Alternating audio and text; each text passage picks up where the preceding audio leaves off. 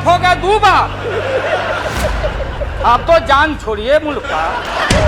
भारत की राजनीति में कई नेता आए, कई गए, लेकिन कुछ नाम इतिहास नहीं, एक भावना बन जाते हैं। एक ऐसा नेता जिसकी आवाज सुनकर विरोधी भी तालियां बजाते थे, जिसके कविता में दर्द था, जिसके राजनीति में मर्यादा थी और जिसके एक फैसले ने भारत को दुनिया के सामने एक नई ताकत बनाकर खड़ा कर दिया। और इसी वजह से भारत को आंख दिखाने के लिए दुश्मन को भी 100 बार सोचना पड़ेगा। यह कहानी है एक स्कूल टीचर के बेटे की, जो कवि बना, पत्रकार बना, स्वतंत्रता सेनानी बना और फिर भारत का प्रधानमंत्री। यह कहानी है अटल बिहारी वाजपेयी की। देश आज संकटों से घिरा है और ये संकट हमने पैदा नहीं किए। साल 25 दिसंबर 1924 मध्य प्रदेश के ग्वालियर में एक साधारण परिवार में जन्म हुआ अटल बिहारी वाजपेयी का। उनके पिता कृष्ण बिहारी वाजपेयी एक स्कूल टीचर थे और साथ ही हिंदी और संस्कृत के अच्छे कवि भी थे। शायद कविता, शब्दों की ताकत और बोलने की कला अटल जी को विरासत में मिली थी। घर का माहौल पढ़ाई और साहित्य से भरा हुआ था। अटल जी बचपन से ही किताबों के बहुत ही शौकीन थे। कहा जाता है कि स्कूल के दिनों में ही उन्होंने भाषण देना शुरू कर दिया था। जितने लोग मैदान में लड़ रहे थे उससे ज्यादा लोग मैदान के बाहर खड़े होकर तमाशा देख रहे थे। और जब वो बोलते थे तो लोग ध्यान से सुनते थे। उनकी शुरुआती पढ़ाई ग्वालियर के सरस्वती शिशु मंदिर और फिर विक्टोरिया कॉलेज में हुई, जो आज लक्ष्मीबाई कॉलेज के नाम से जाना जाता है। राजनीति विज्ञान में उनकी गहरी रुचि थी। बाद में उन्होंने कानपुर के डीएवी कॉलेज से पॉलिटिकल साइंस में एमए किया। लेकिन इसी दौरान देश का माहौल बदल रहा था। अंग्रेजों के खिलाफ आंदोलन तेज हो रहा था और एक युवा अटल भी उस आग में कूद पड़ा। साल था 1942। महात्मा गांधी ने भारत छोड़ो आंदोलन शुरू किया। पूरा देश उबल रहा था। अटल बिहारी वाजपेयी भी इस आंदोलन से जुड़ गए। वो अपने भाई प्रेम बिहारी वाजपेयी के साथ आंदोलन में हिस्सा लेने लगे। ब्रिटिश सरकार ने दोनों भाइयों को गिरफ्तार कर लिया। हालांकि अटल जी उस समय नाबालिग थे, इसलिए उन्हें ज्यादा समय तक जेल में नहीं रखा गया। लेकिन इस छोटी सी गिरफ्तारी ने उनकी पूरी सोच बदल दी। अब राजनीति उनके लिए सिर्फ करियर नहीं थी, बल्कि देश सेवा का रास्ता बन चुकी थी। यहीं से शुरू हुआ एक ऐसा सफर जो आने वाले दशकों में भारतीय राजनीति की दिशा और दशा बदलने वाला था। कॉलेज के दिनों में ही अटल जी राष्ट्रीय स्वयंसेवक संघ यानी आरएसएस से जुड़ गए। उनकी भाषण कला, अनुशासन और संगठन क्षमता ने जल्द ही उन्हें अलग पहचान दिला दी। आरएसएस में रहते हुए उन्होंने प्रचारक के रूप में काम किया, लेकिन उनकी असली ताकत थी शब्द। उन्होंने पत्रकारिता शुरू की। राष्ट्रधर्म, पांचजन्य, स्वदेश और वीर अर्जुन जैसे अखबारों से जुड़े। उनके लेखों में राष्ट्रवाद था, लेकिन भाषा में मर्यादा थी। वो विरोध करते थे, लेकिन सम्मान के साथ। धीरे धीरे उनकी पहचान सिर्फ एक लेखक या पत्रकार की नहीं रही, बल्कि एक शानदार वक्ता की बनने लगी। लोग कहते थे अगर संसद में अटल जी बोल रहे हो तो विरोधी चुपचाप उनकी बात सुन रहे होते थे। फिर साल आया 1951, जब डॉक्टर श्यामा प्रसाद मुखर्जी ने भारतीय जनसंघ की स्थापना की। अटल बिहारी वाजपेयी इस पार्टी के शुरुआती नेताओं में शामिल हुए। यहीं से उनकी असली राजनीतिक यात्रा शुरू हुई। फिर उन्होंने 1957 में पहली बार लोकसभा चुनाव जीता, उत्तर प्रदेश के बलरामपुर से। संसद में उनका पहला भाषण इतना प्रभावशाली था कि तत्कालीन प्रधानमंत्री जवाहरलाल नेहरू भी उनसे प्रभावित हो गए। कहा जाता है कि नेहरू ने एक विदेशी नेता से अटल जी की ओर इशारा करते हुए कहा था, ये युवक एक दिन भारत का प्रधानमंत्री बनेगा। नेहरू जी तो एक बार बोले, आप हो गए 2 बार। आप तो जान छोड़िए मुल्क का। सोचिए, विरोधी पार्टी का प्रधानमंत्री एक युवा सांसद में भविष्य का प्रधानमंत्री देख रहा था। क्या आज की राजनीति में ये पॉसिबल है? मगर ये देश रहना चाहिए, इस देश का लोकतंत्र अमर रहे। कमेंट भी करिएगा और जरूर बताइएगा। बात करते हैं अटल जी की। ये अटल की क्षमता थी, ये सब कुछ हो रहा था और इसके पीछे थे सिर्फ और सिर्फ अटल बिहारी वाजपेयी, क्योंकि उनकी यही क्षमता थी। फिर साल आया 1975, भारत के लोकतंत्र का सबसे विवादित दौर। प्रधानमंत्री इंदिरा गांधी ने देश में इमरजेंसी लागू कर दी। विपक्षी नेताओं को गिरफ्तार किया जाने लगा, प्रेस पर सेंसरशिप लग गई। अटल बिहारी वाजपेयी भी गिरफ्तार हुए, उनके साथ लाल कृष्ण आडवाणी भी गिरफ्तार हुए और कई बड़े नेता जेल भेज दिए गए। लेकिन जेल में भी अटल जी टूटे नहीं। उन्होंने कविताएं लिखी और लोकतंत्र की लड़ाई जारी रखी। उनकी एक कविता उस समय बहुत प्रसिद्ध हुई, टूट सकते हैं मगर हम झुक नहीं सकते। इमरजेंसी खत्म हुई और जनता पार्टी की सरकार बनी। अटल बिहारी वाजपेयी को भारत का विदेश मंत्री बनाया गया और यही वो समय था जब उन्होंने दुनिया को पहली बार दिखाया कि भारत की आवाज कितनी मजबूत हो सकती है। 1977 में अटल बिहारी वाजपेयी ने संयुक्त राष्ट्र यानी यूएन में हिंदी में भाषण दिया।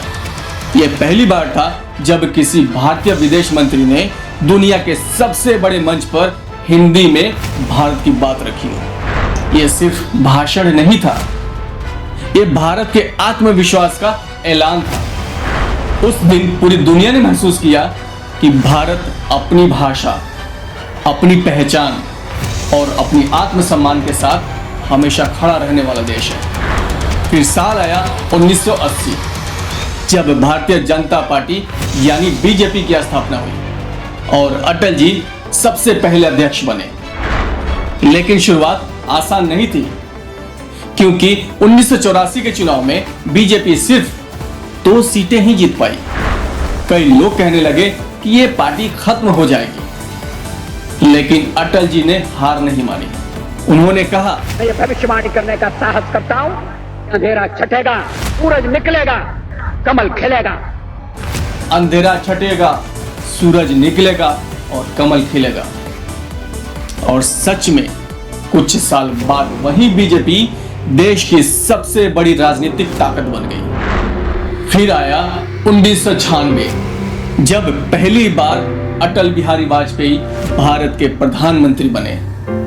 लेकिन उनकी सरकार सिर्फ 13 दिन ही चल पाई, क्योंकि पूर्ण बहुमत नहीं था। उस दिन संसद में दिया गया उनका इस्तीफा और भाषण आज भी भारतीय राजनीति के सबसे महान भाषणों में गिना जाता है। सत्ता का खेल तो चलेगा, सरकारें आएंगी जाएंगी, पार्टियां बनेगी बिगड़ेंगी।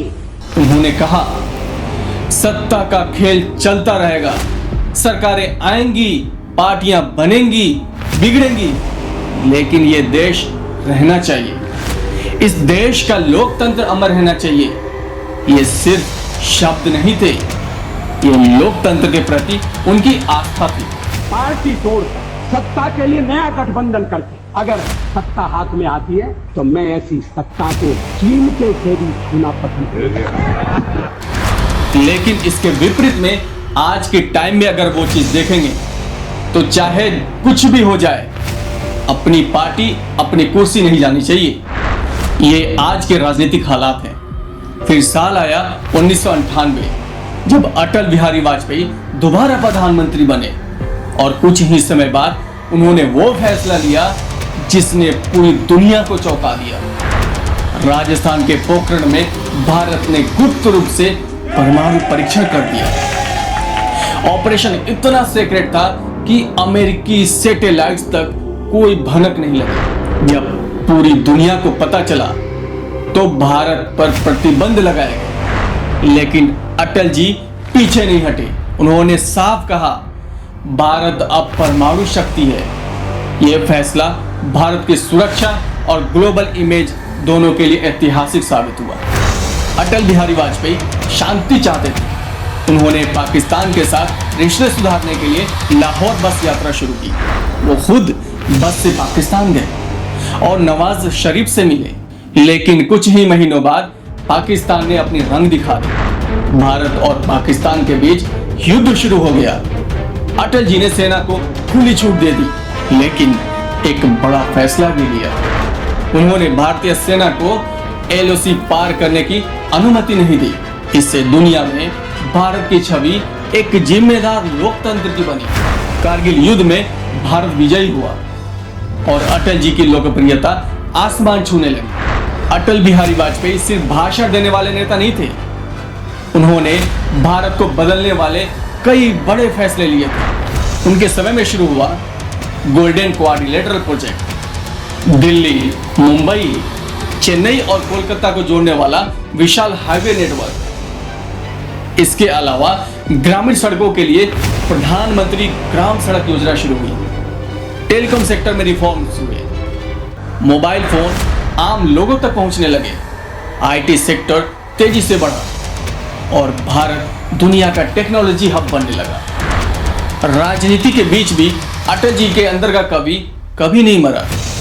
उनकी कविताओं में दर्द भी था, उम्मीद भी और देशभक्ति भी। उनकी सबसे प्रसिद्ध कविताओं में से एक, हार नहीं मानूंगा, रार नहीं ठानूंगा, आज भी लाखों लोगों को प्रेरित करती है।